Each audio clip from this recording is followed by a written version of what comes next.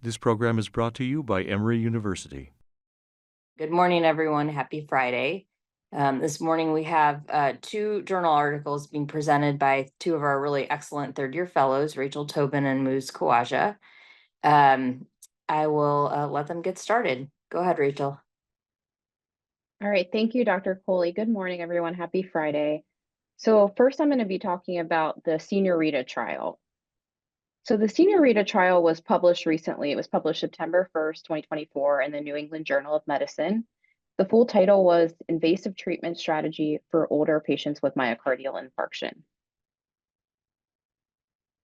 So just breaking the trial down for a framework before we jump into it. So the PICO framework. Our population here was patients 75 years or older with NSTEMI. The intervention was coronary angiography and revascularization. In this intervention arm, they did also get standard of care medical management. The comparison group was medical management alone, and the outcome that was investigated was a composite of death from cardiovascular causes and non-fatal MI. The time was up to 5 years follow-up. They said in the trial the median time was 4.1 years. So a little bit of background before we jump into this trial. Age is a big risk factor for ACS, and most commonly, patients older than 75 are presenting with NSTEMI.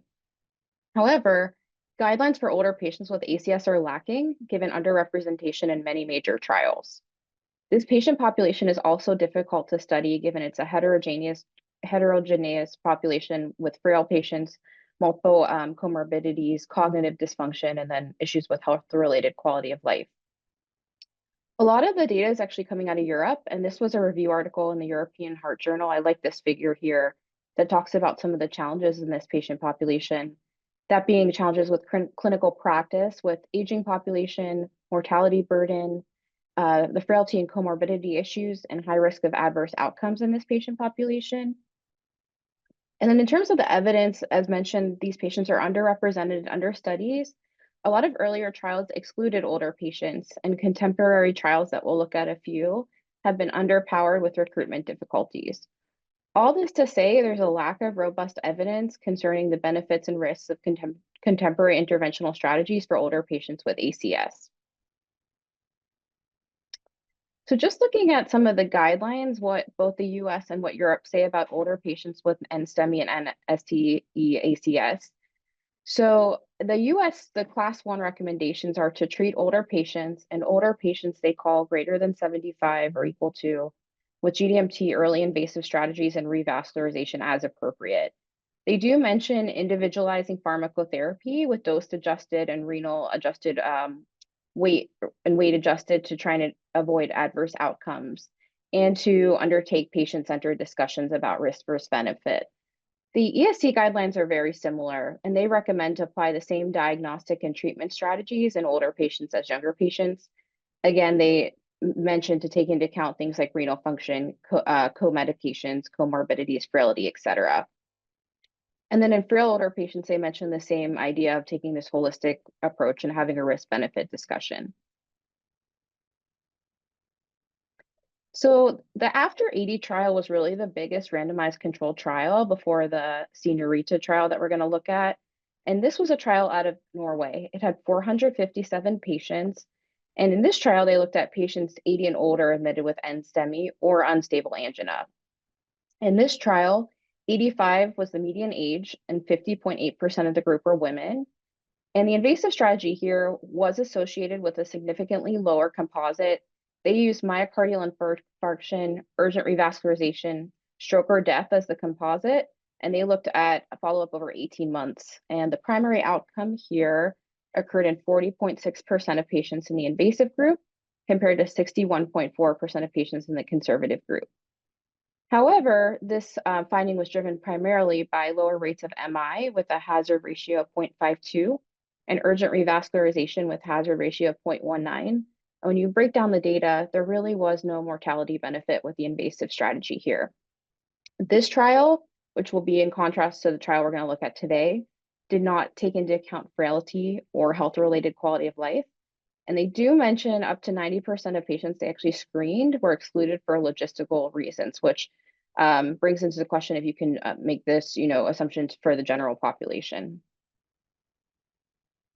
There was also a meta-analysis out of Europe that was just published in 2024. And in this meta-analysis, they looked at 6 studies and had 1,479 patients. And here they again compared a conservative strategy with routine invasive treatment in older patients with NSTEMI. And they found the invasive strategy was not associated with a lower risk of a composite of death from any cause or MI. But if you look at some of the breakdown here, it was associated with lower risks of MI and urgent revascularization with no significant difference in mortality. So similar findings. And in this meta-analysis, the primary outcome occurred in 24.5% of patients in the invasive group versus 28.9% of patients in the conservative group. So the studies that existed before the SENIOR-RITA trial, one can argue they had small sample sizes. There was no assessment of frailty. There was not a lot of comment of burden of coexisting conditions, and they did not address issues related to cognitive and function. So the goal of the SENIOR-RITA trial was really to include a broad representation of older patients, including those who are frail and including those who had multiple comorbidities with NSTEMI. So looking at this trial, the inclusion criteria were age greater than or equal to 75, and they had to have a clinical diagnosis of a type 1 NSTEMI. Patients were excluded if they had STEMI or unstable angina. Some of the other trials I just showed you included unstable angina, but this trial did not. They were also excluded if they had cardiogenic shock, a life expectancy less than a year, if they were deemed unable to undergo invasive coronary angiography. And looking at the supplement, what they meant by that was no vascular access site or an absolute contraindication. And then patients who could not consent or their essentially like family members could not consent were obviously not included in this trial. So a couple of just breaking down the methods a bit more, some of the measurement and indexes that they used for this trial. First, to measure frailty, they used 2 indexes. First was the Freed Frailty Index, and this looked at 5 criteria that included weight loss, physical endurance and energy, low physical activity, weakness, which was measured with hand grip strength, and slow walking speed. And patients were considered frail if they had 3+ of these criteria, intermediate pre-frail 1 to 2, and robust with no criteria. The Rockwood Clinical Frailty Scale was graded from 1, which meant very fit, to 7, which was severely frail, and a score greater than or equal to 5 was considered a frail patient. The Charleston Comorbidity Index is a way that they were able to measure burden of coexisting conditions, and that ranged from 0 to 37. And then the MoCA, the Montreal Cognitive Assessment, I think a lot of us are familiar with this, but ranges from 0 to 30, and a score greater than or equal to 26 does indicate normal cognitive function. So this was a prospective, multi-center randomized trial at 48 sites in the UK. And patients were randomized 1-to-1 to an invasive strategy, which included coronary angiography and revascularization if appropriate. And again, it did include standard of care medical therapy as well, versus a conservative strategy, which was medical therapy alone. And because this trial was done in the UK, the medical therapy arm was 75 milligrams of aspirin. They did include a P2Y12, a statin, a beta blocker, and the target heart rate here was 60 to 70, as well as an ACE or ARB. And then of note, in the conservative strategy, coronary angiography was allowed if patients had clinical deterioration. So they ended up screening, it looks like a little over 8,000 patients, 6,900 eligible, recruited 1,518. And then they had 765 patients in the conservative strategy and 753 in the invasive strategy. And out of those in the invasive strategy, 680 had angiography performed.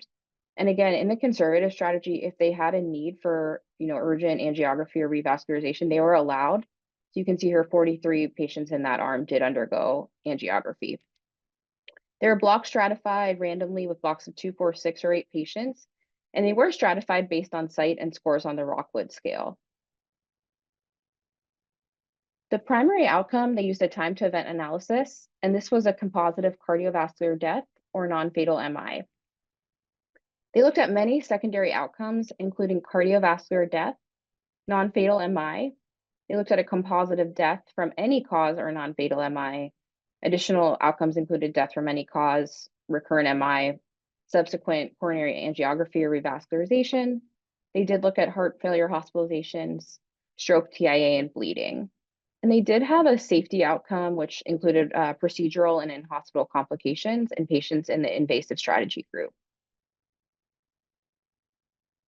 And then just a little bit more on statistical analysis before we dive into results. So they followed patients at 6 months, 1 year, and yearly until 5 years using an intention to treat analysis. And they used the Kaplan-Meier method for cumulative incidence, and they assigned treatment strategies were compared using log rank testing, stratified according to frailty status at baseline. They used a proportional hazards model to estimate the effect of invasive versus conservative strategies, and they adjusted for Rockwood frailty scale status here too. So jumping into results, here's table 1, the baseline characteristics. And overall, I just have this at the bottom, but the mean age of patients in this trial was 82. The oldest patient in the trial was actually 103 years old. In this trial, 44.7% were women, 32.4% were frail. The median comorbidity index score was 5, and median MoCA score was 24. So as mentioned, mean age was around 82, with the majority of patients falling in the 80 to 85-year-old age range. We talked about 44% of patients in the trial were female. The median MoCA score between both groups was similar. And then the frailty status between both groups was similar for both scales, the Rockwood Clinical Frailty Scale, as well as the Freed Frailty Score Index. Looking at the Rockwood scale, approximately 20% of the patients were frail, and then you had patients who were, categorized as even more severely frail. And then the Freed Frailty Index, that measured about 32% of the patients frail. In terms of comorbidities, so a lot of the patients had hypertension. About 30% of the patient population were diabetics, 32%, 30% with hyperlipidemia. They included patients who had undergone previous revascularization, stroke, COPD, et cetera. So a lot of comorbidities in this patient population. So medical therapy and invasive procedures. So most of the patients here, about 90% of patients in both groups were on aspirin, and then about 90, even a little bit more in the conservative strategy, were on a P2Y12, with the split being between clopidogrel and ticagrelor. They did include patients who were on triple therapy who needed anticoagulation for other reasons. And this was not in table 2, but I found this in the supplement. Almost 80% of patients on both groups were discharged on a beta blocker. And being in the UK, the most common beta blocker that was used was bisoprolol. And almost 60% of patients were discharged on an ACE or an ARB. And the most common ACE ARB that was used was ramipril. They also had a good amount of patients on statin, 90% essentially between both groups. The patients who, this is important too, because when we talk about safety outcomes, the patients in the angiography group, they went about radial about 90% of the time. And then they talked a little bit about why in the angiography group procedure was not performed. And that was either, clinical decision, patients decided they didn't want the procedure, participants too unwell, et cetera.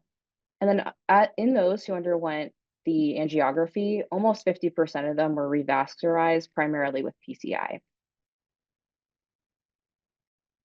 So here's the primary outcome. And again, they looked at a composite of cardiovascular death or non-fatal MI. And you can see here in both the invasive strategy and conservative strategy, there was not a significant difference. They had a hazard ratio of 0.94. And on this figure here, they show months since randomization. So they're showing 5 months. But in the supplement, they do mention the data at 5 years. And again, there's not a significant difference, with primary outcome occurring 35.4% in invasive strategy and 34.8% in conservative strategy. And they did have a lot of the patients they had data for at time points of 4.1 years was median length of follow-up, and they had a good amount of patients at 5 years too. So breaking down the secondary outcomes, this figure here, which is labeled B from the initial paper, looks at death from cardiovascular cause. And again, no statistically significant difference.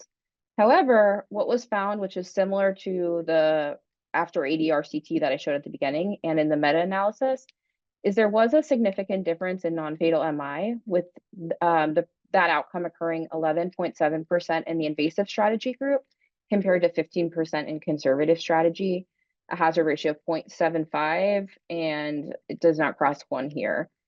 Other outcomes that were significant, I also highlighted in red, which were coronary angiography and coronary revascularization, which makes sense that patients in the invasive group would have less need for that in the future. But again, no difference in mortality and no difference in some other complications, including bleeding, stroke, etc. They also did include this plot here showing some of the subgroup analysis interactions to see if anything was significant. And really the bottom line here is there's no significant interactions between the subgroups. When they looked at frailty, it did not play a role whether invasive or conservative management had different outcomes. Same with cognitive impairment, same with comorbidities. Age, there was a trend in the invasive group for younger patients in the trial, those less than 80, but again, nothing significant. Gender, some of the comorbidities here, previous MI, nothing was significant looking at the subgroup analysis.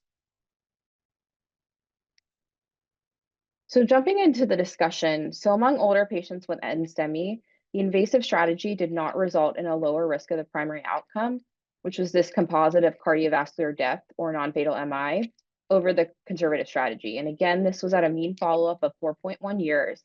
However, there were fewer non-fatal MIs in the invasive group, as well as fewer need for subsequent coronary angiography and revascularization. The authors argued that this study was generalizable, given they included 32.4% of frail patients. Almost 2/3 of patients in this trial were cognitively impaired, and there was a high burden of coexisting conditions. And of note with contemporary interventional strategies, so they went radial almost 90% of patients in this trial, bleeding and procedural complications were minimal. There were several limitations. So they did end up with a smaller sample size than they initially anticipated. They planned to have 1,668 patients. And they comment in this, a lot of their recruitment period did happen during COVID, which affected recruitment of frail older patients. And they decided to end the recruitment period without extension. So they just had less patients than they initially planned for. And they did comment that there were still challenges recruiting this patient population, with only 1 out of 5 patients who underwent screening actually being recruited. However, they note that even those who were not included in the trial that were screened, the median age was still similar, which was 82, and the percent of women was also still similar at 47%. They also had a lower incidence of the primary outcome than anticipated. So all of that said, among older patients with NSTEMI, the invasive strategy did not result in a lower risk of a composite of death from cardiovascular causes or non-fatal infarction than a conservative strategy. However, there was significant reduction in the non-fatal MIs and revascularization, and the study showed that angiography was safe in this population with less than 1% risk. So overall, patients with NSTEMI, I took this to mean that we're not necessarily causing harm by not offering angiography. In the right patients, it is a risk-benefit discussion because the study did show the lower rates of MI and lower rates of needing angiography in the future. That is all I have. If we have time for questions at the end, I found when I was preparing for this talk, Dr. Wenger actually interviewed Dr. Canadian on the ACC website and probably knows a lot more about this trial than I do, so I invited her to join. So maybe at the end, if she joins, we can ask her additional questions. Thank you. And it looks like Dr. Wenger is raising her hand if we have time for a question. Yep, it's really a comment. First, an excellent presentation. Thank you. I think we have to realize that older patients value lack of symptoms and lack of hospitalizations much more than they value mortality benefit. So even though we are very focused on mortality, which this trial did not benefit, it did have fewer hospitalizations and fewer subsequent revascularization. Now, I think there are 2 variables here that make this probably not comparable. If you look at the details of the study, the average time to revascularization was a median of 5 days. And if we do revascularization, certainly it's not the STEMI approach to 70 to 90 minutes, but typically we will revascularize patients within 24 to 48 hours. And would there have been a difference had the revascularization been more prompt as we currently do it in the US? So I think that's one question. The other is just a fascinating consultee system that the UK has. Because for patients who are cognitively impaired, in this acute setting, they allow a family member or whoever is the consultee to provide approval for the procedure. And this is something that Dr. Dickert and several other people here at Emory Cardiology have addressed. And there's a formal system in the UK, which I think may be worth our looking at in the US. But I think the trial gives us some valuable information in terms of what patients value. But my major concern is, certainly it was solely a UK trial and the generalizability is limited. But my major concern is with the median revascularization at day 5. I don't want to interrupt anybody. This is Cretan. It was a great presentation. Thank you, Dr. Wenger. I just had a question. I mean, there is a pretty big group of patients who were screened who were not included in the study. So this is a very selective, or this is a somewhat selective study, and those patients had the same age and non-STEMIs, I assume, that the ones who were not enrolled in the study, almost 3 times as many as those who enrolled in the study. Did they give you any insight into what happened to those patients? Did they undergo cath and revascularization? Were they mostly medically treated? Was it an even mix? Do you have a feeling for that? Looking at the supplement, what happened to the patients who weren't included in the trial was not addressed. They did comment it was issues with either, patients declined, patients still weren't able to consent, even with the consultee issue Dr. Wenger mentioned, but they did not say, what happened to the patients who were not in the study. We do have to consider selection bias in all these trials. Ischemia to this trial, they all are subselecting a small group of the patients we're interested in. Of course, it's hard to know what happened to the non-enrolled patients, but if they could give us any insight, that would be great.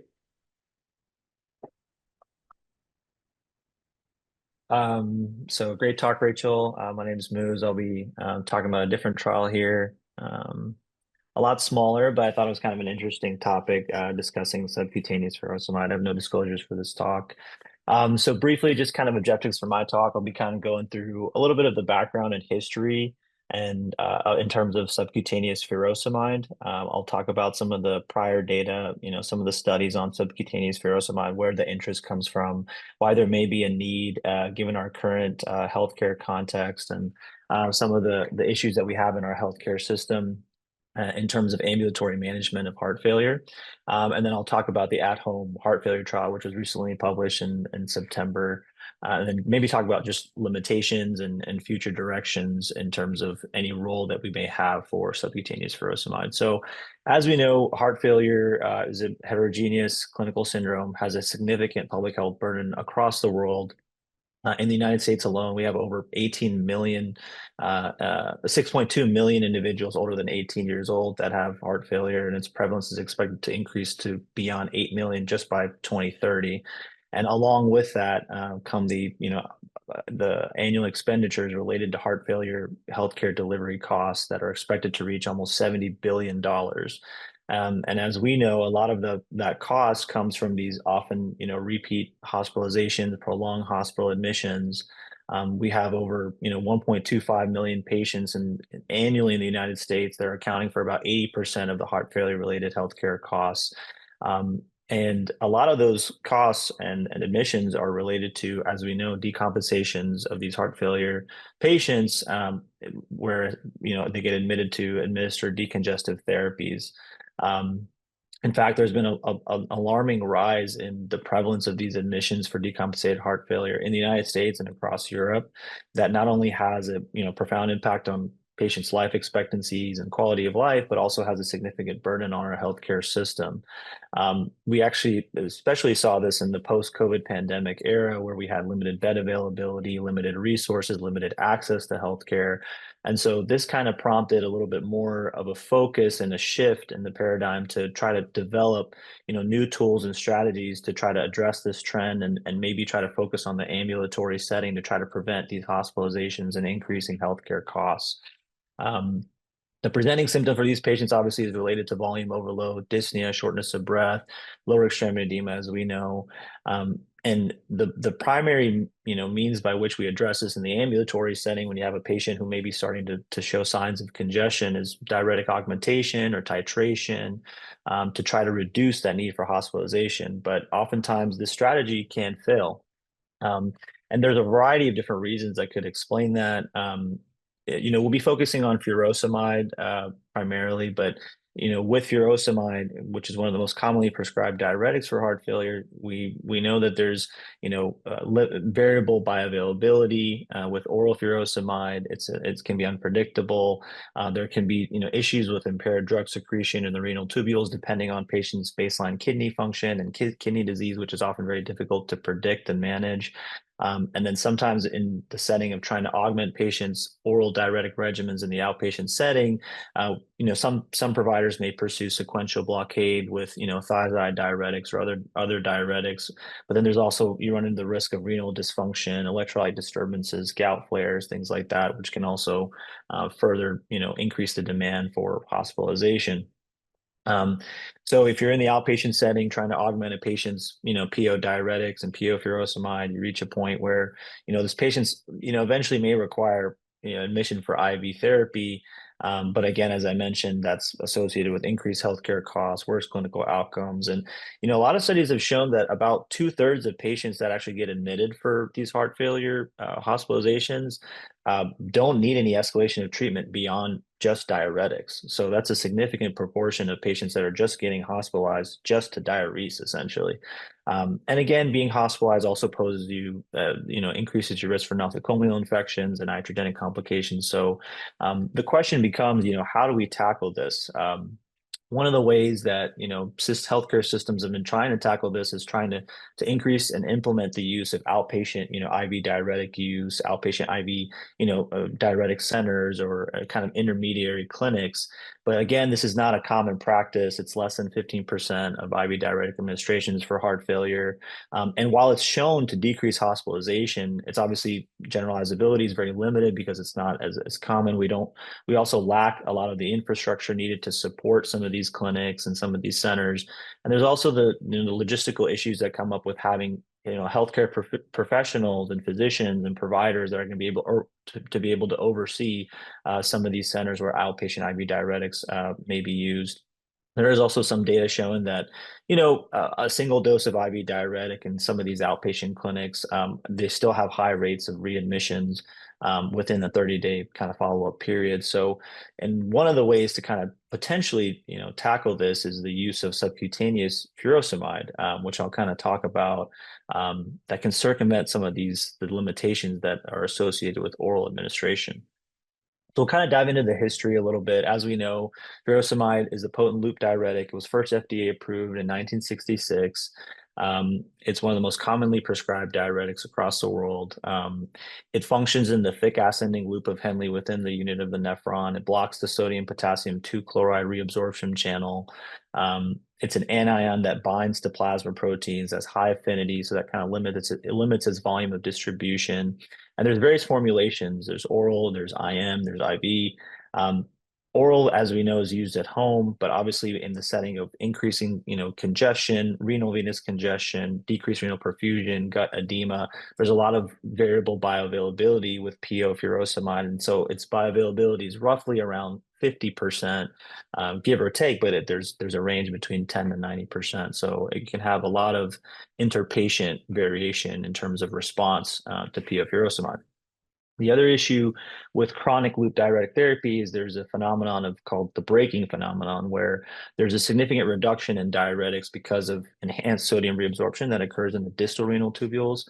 That's caused by renal hypertrophy and a hyperplasia of the epithelial cells, and that can actually negate the effects of trying to escalate your diuretics.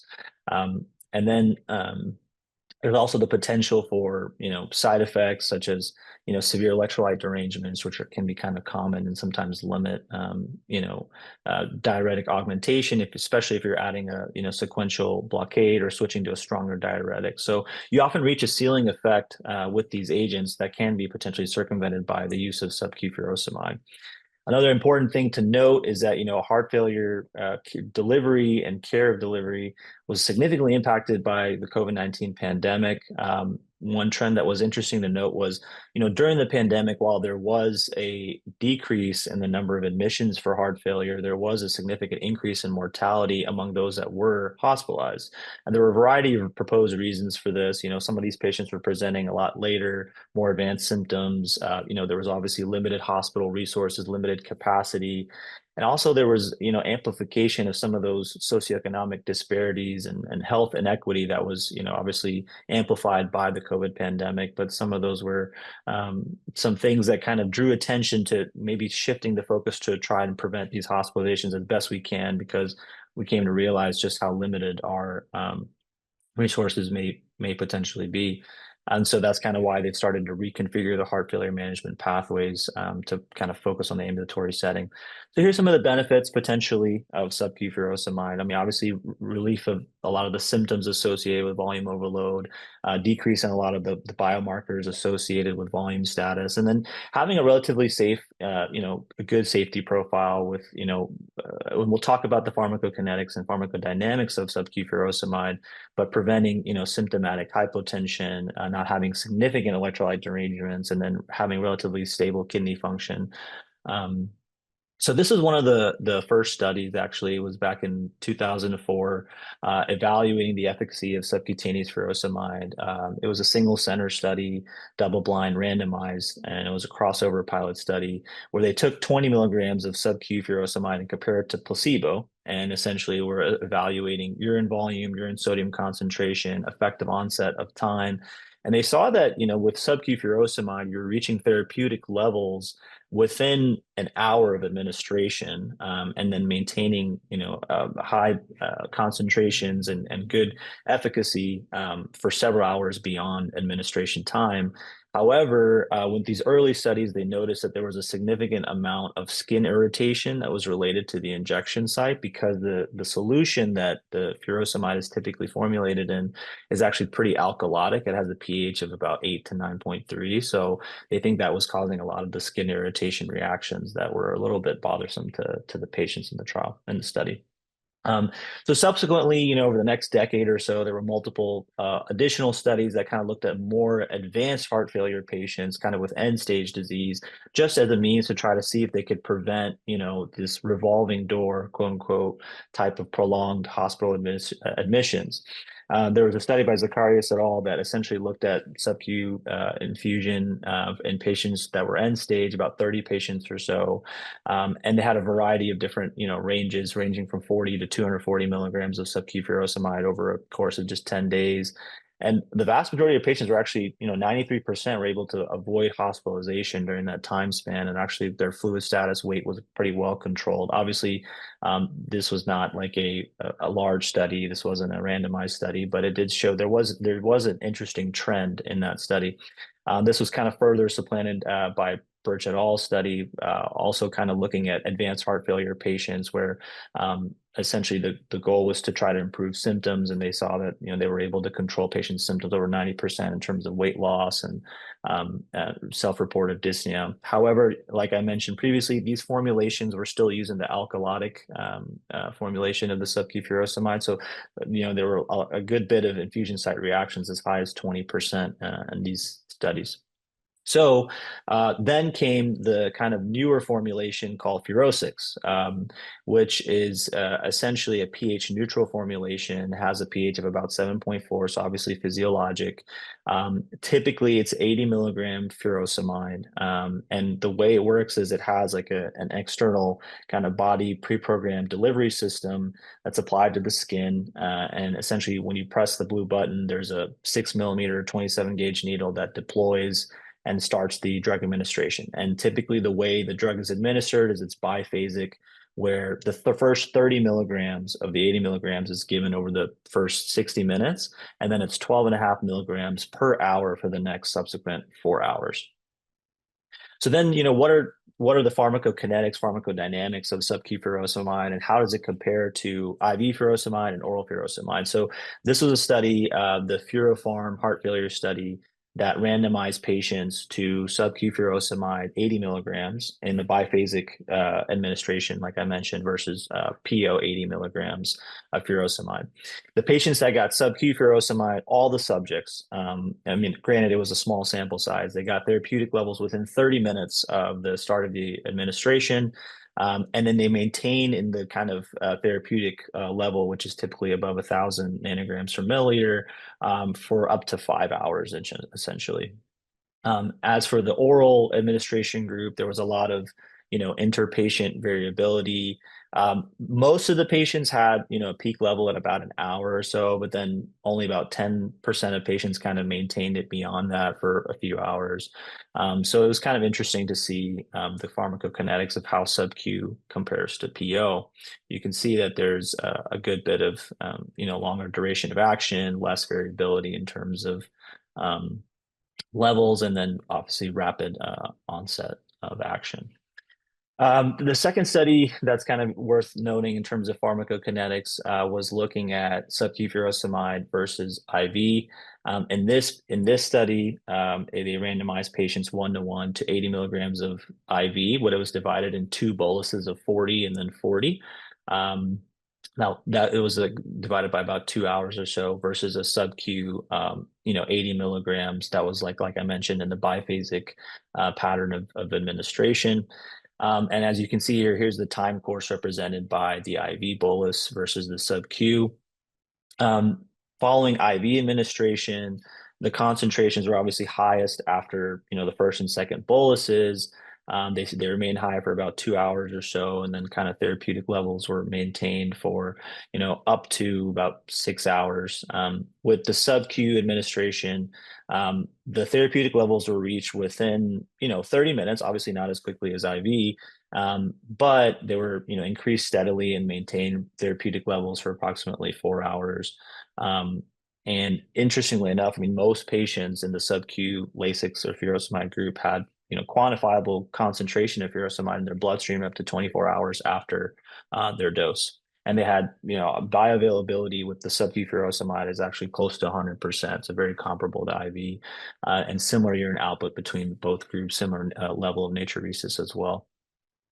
There were some additional studies on this, physiologic pH solution of furosemide that kind of established the safety. I won't get into all the details of that, but essentially they were showing equivalent natriuresis, equivalent diuresis. And then, like I mentioned, the big thing is, achieving therapeutic levels within 30 minutes of initiation has kind of been commonly seen across a lot of various studies. So been pretty well established. This was a study that actually used the Furosix as well. This was the sub-Q heart failure study. It was the first pilot study that had, it was a 2-part study. The first part essentially had hospitalized patients that were treated with the Furosix for 48 hours once or twice a day instead of an IV loop diuretic. And, patients in that group had an average of about 5 to 6 liters of urine output, lost about 1.4, 1.5 kilograms, had significant improvement in congestion. The second part of this study essentially looked at patients who had been discharged within 24 hours from the hospital. And they continued on, sub-Q diuretic at home, and essentially were just followed for about a week or so, and they were assessing their symptoms and rates of readmission. But essentially, both these studies kind of help kind of further, establish that Furosix does provide, significant relief and decongestion in inpatient and post-hospitalization settings. So, but all that to say, we'll get to the at-home heart failure trial. And we'll kind of go through it using the PICO format. So it was a multi-center phase 2 randomized open label, pilot study. The question it was asking was, how does the efficacy and safety of the subQ furosemide, and they use Furosix, compared to usual care, which was essentially augmentation of PO diuretics in the ambulatory setting, kind of compare in terms of efficacy, safety, hospitalization. So we'll go through that. So they included patients older than 18, patients with heart failure symptomatic, so class 2 to class 4, that were already on background loop diuretic therapy of furosemide, ranging from anywhere from 40 to at least 40 milligrams to up to 160 milligrams. And essentially, these are patients who are clinically having signs of volume overload. And essentially were patients that were going to be able to take subQ furosemide in a stable home environment and not have any issues with administration. They excluded patients that were kind of more unstable, patients that maybe had other comorbidities that could potentially, require hospitalization within the next 30 days.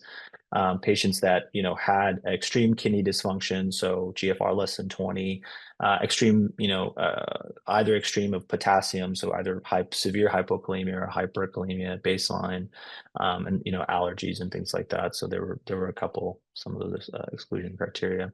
They took a total of 51 patients, very small sample size, randomized them 2-to-1 to receive subQ furosemide or usual care over a 13-month period, but essentially to kind of focus on the first 30 days in terms of their outcomes. These are some of the baseline characteristics. Relatively similar between both groups. Average age was around 60 to 70, predominantly male, predominantly white, about 30% African American.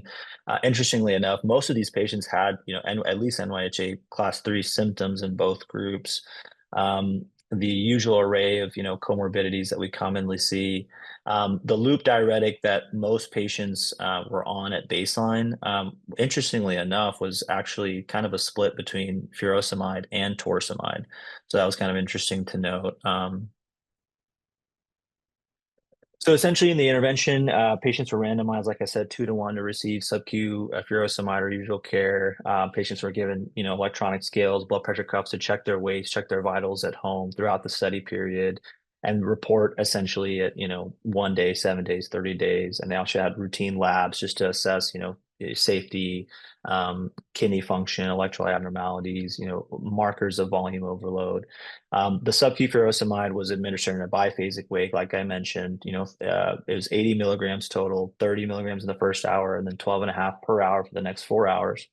And interestingly enough, within a 24-hour period, the dose could actually be repeated, as long as it was 2 hours after the completion of the first dose, but this was at the discretion of the providers. And then essentially these patients would go back on their oral diuretic agents once they were deemed to, have gotten over this, I guess, teetering volume congestion, and to kind of try to prevent hospitalization. And that was determined by the investigators as well. And then once the patients actually been transitioned back to their oral maintenance regimen, they could be given additional doses of subQ furosemide during the 30-day period, kind of on an as-needed basis based on symptoms of congestion. So this is kind of what I was just talking about here, randomized 2-to-1. And then essentially after their that period of being treated for the volume overload, being transitioned back to their oral regimen, and during this time period could also be redosed as needed with the subQ furosemide. Comparison, they were compared to the usual care group. This was not explicitly defined, so that's kind of one of the limitations of the study. But kind of based on the physician's clinical judgment, and then that typically the strategy was to augment PO diuretic dosing over the first 7 days. All these patients had routine daily clinic or phone follow-up from the staff, and then essentially there could be additional clinic or phone visits to kind of assess the patients as needed. And then, like I mentioned, they had safety labs done at specific time points per the investigator. So the essential over the 30-day period, there were a total of 118 subQ furosemide doses that were administered. on average about 4 doses per participant in that arm. And most of about 90% of the total doses were actually administered within the first 7 days of enrollment. Twice daily dosing was very rarely used, only in a handful of patients. And essentially, during that time frame of receiving the subQ furosemide, the most part, most of those patients actually had their baseline diuretic regimen kind of maintained, or the dosage kind of decreased. So it was kind of interesting to see that they continued that strategy. As for the usual care group, the most common strategy, as I mentioned, was to increase the loop diuretic dose. And essentially, on average, the median dose was around 80 milligrams. That was increased by about 60. So the median dose total that they were augmented to was about 140 milligrams of PO furosemide. And there were some other strategies that they used as well, changing from one loop diuretic to another in a few patients, adding metolazone and things like that. But the primary strategy was to just augment the dose diuretic that they were on. The main outcomes, so the primary endpoint was a hierarchical composite of kind of consisting of, cardiovascular mortality, heart failure events, which, included heart failure hospitalization over that 30 days, and then change from baseline in terms of NT-pro and BNP levels at day 7. They included several secondary endpoints: change in weight, change in several dyspnea scores, exercise tolerance as measured by the 6-minute walk test, and the quality of life score with the KCCQ-12 scores as well. They analyzed the primary endpoint using the Finkelstein-Schoenfeld method, comparing every participant with every other participant, according to that pre-specified hierarchy of endpoints that I mentioned. And then the results were kind of expressed as a ratio of wins to losses for the active treatment group. So the win ratio was not statistically significant. It was 1.11. Among the individual components of the composite, heart failure hospitalization, actually, interestingly enough, was slightly more in the subQ group. Obviously, they had more patients, but the percentage was obviously lower. And the median percentage change in terms of NT-proBNP was not significantly lower, but there was a trend towards a more dramatic drop in NT-proBNP. There were no, emergent ED or clinic visits within those first 30 days. One patient actually in the subQ furosemide group died on the 30th day of the study from sudden cardiac arrest that was deemed to be not related to the diuretic regimen. In terms of the outcomes, so here, this is just looking at the 6-minute walk distance. Not statistically significantly different at the first week or so, but different. There was a statistical significance improvement with the subQ furosemide group, where patients were obviously able to have improvement in this parameter. As for the KCCQ-12, there was a trend towards improvement with the subQ furosemide group, but it was not statistically significant at 7 days or 30 days, but there was improvement. In terms of time to hospitalization, so the patients that were actually hospitalized, the median time was about 18 days in the subQ furosemide group and about 2.5 days in the usual care group. No patient that was randomized to the subQ group was hospitalized during the first 7 days, whereas all those that were in the usual care group were actually hospitalized during the first week. So it was interesting to see that those that were folks that were going to get hospitalized got admitted very quickly, whereas you bought yourself a little bit more time with the subQ furosemide. This graphic here is just kind of demonstrating that there was the subQ furosemide group, albeit it wasn't statistically significant at all time points, did have a greater degree of decongestion as compared to the usual care group. And then there was also a trend towards improvement in a lot of the dyspnea scores with the subcutaneous furosemide group at different time points, but this was not maintained throughout the full 30 days. So kind of like how I mentioned, to recap, the subQ furosemide group had significant improvement in the 6-minute walk distance from baseline across the study period and at day 30. There were trends towards improvement in the KCCQ-12 in the subQ group, although it wasn't statistically significant. In terms of safety outcomes, so it's kind of worth noting that a total of 23 patients within the so about 70% of the sub-Q furosemide and about 50% of patients in the usual care group had at least one adverse event, which were mild or moderate in severity. The most common adverse events were, hypokalemia, renal impairment, and there were, infusion site reactions up to about 14%, although this was the, physiologic pH formulation. Serious adverse events were about 30% in the sub-Q furosemide group and about 20% in the usual care group. One patient in the actually had severe dehydration that was, thought to be related to the sub-Q furosemide group. That is worth noting. They actually came into the ED and had some pretty significant symptoms. All the other severe adverse events were not deemed to be related to the sub-Q furosemide. And then there were some interesting other, adverse events. About 40% in the sub-Q furosemide group and about 30% in the usual care group. These included, worsening kidney function, hypokalemia, which occurred in about 20% of patients in the sub-Q group as compared to the 5 to 6% the PO group. And of the patients who had, significant hypokalemia within the sub-Q furosemide group, about, close to half of those were deemed to be clinically significant.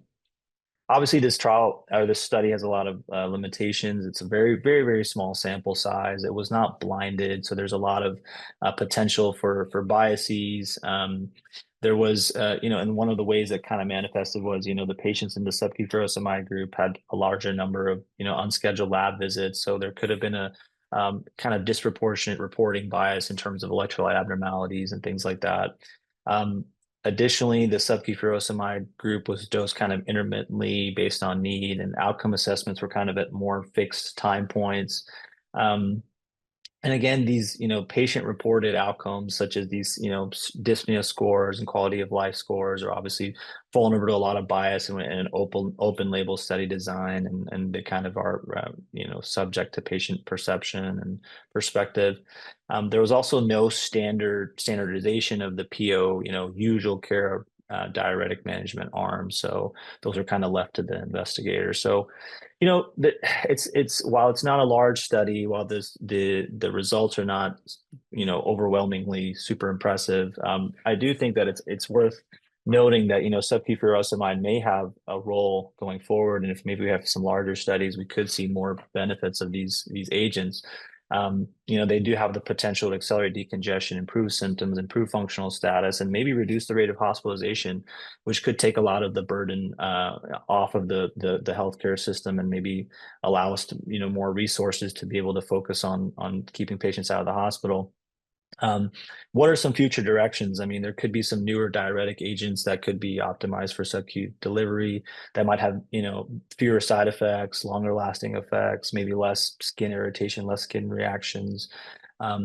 There's a possibility of these sub-Q formulations that could be combined with, other medications, maybe other vasodilators that could streamline our management of heart failure. And kind of, it's already difficult for these patients to be taking so many different medications, so that might improve adherence and improve outcomes. Maybe longer acting sub-Q diuretics, that could reduce the need for frequent dosing and kind of make it more easy to manage.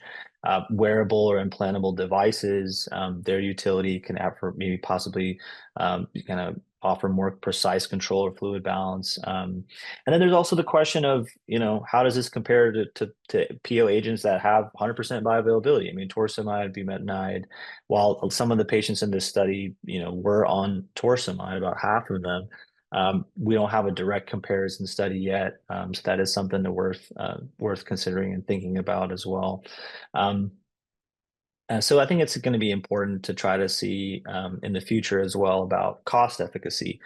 How much money are we actually saving? I mean, if we can keep patients out of the hospital, it's going to, hopefully be a good amount. But how much are these agents going to cost? How much are these delivery systems going to cost? And so seeing those actual numbers may be a little bit more useful in trying to determine what the best strategy might be going forward. Thanks, Muz. Are there any comments or questions on either Rachel's article or Muz's article? Hey Muz, this is Will. Can you hear me? Yeah, hey. Hi. I was very curious. I mean, thanks for the presentation, but what are your thoughts about them using cardiovascular mortality as an outcome, knowing that loop diuretics have not really been shown to have any benefit in that regard? Yeah, I don't know how I kind of agree with you that it was maybe a little bit of an interesting decision to include that. I think the main focus of these diuretics, as we know, should be on, symptom management and prevention of hospitalization if possible. So I think going forward in future studies, it may be wiser to exclude that as an outcome, and maybe you would allow them to potentially see more of a statistically significant result. But I agree with you. I thought that was kind of a peculiar choice to include that while we know that they don't have any mortality benefit, and that's been well established. So, Yeah, this is Andy Smith. My recollection was that Furosemide got FDA approved just based upon being able to show that you got similar levels related to intravenous furosemide. So it's as you mentioned, it's a different pH formula, so it's technically a different drug and a different delivery system, but that's what led to the FDA approval. The issue comes up of, how do you know if someone is truly decompensated from a fluid standpoint in the outpatient setting, or is that what is going on? We know that outpatient weight monitoring trials of that have not proven to be effective. And the only remote monitoring that has been clearly shown to be helpful is the CardioMEMS, which can be somewhat of an expensive system to use. So when you get into these outpatient studies, the issue is going to be, how do you identify who is unstable? Secondly, how do you know that they're going to be diuretic responsive? And we did a number of trials years ago with outpatient monitoring where the patients actually were not diuretic responsive, so we had to adjust how we did that. And then the other part of this, just from a practical standpoint, currently is having systems in effect that can address patients' needs properly. And with this medicine, the company's actually done a pretty good job. You contact the company, you send them forms, and then they arrange for the medicine to be delivered by FedEx, generally within a couple of days. And you can prescribe, 4 of these, 8 of these, and they have a shelf life of 2 years. So, if the product works, it's actually probably a decent product. So I think it's worth looking at future trials of this. Once a day diuretics, when you give a diuretic and you respond to it, you get a breaking phenomenon after that where you actually get increased reabsorption of sodium. So maybe looking at things, giving it twice a day might be something to be considered. I think this was kind of designed more as a safety trial. Our experience has been that patients generally find this pretty easy to use. yes, sir. Thank you. All right, looks like we're right kind of at the top of the hour. Thanks everyone for coming today, and Rachel and Muz, thanks for excellent presentations, and I'll see everyone next week. The preceding program is copyrighted by Emory University.